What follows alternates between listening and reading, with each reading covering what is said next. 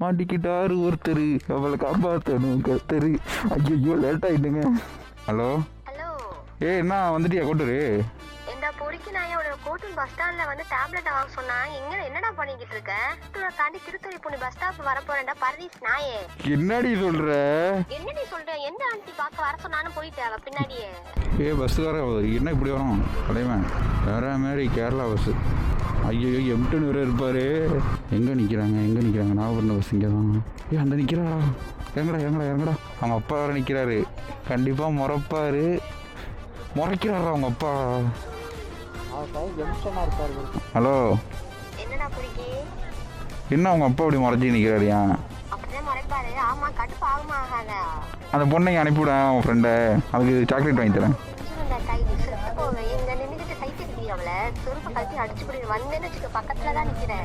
சரி உங்கள் அப்பாட்ட சொல்லி கண்ணை ரெண்டு நோண்டி போடுன்னு சொல்லி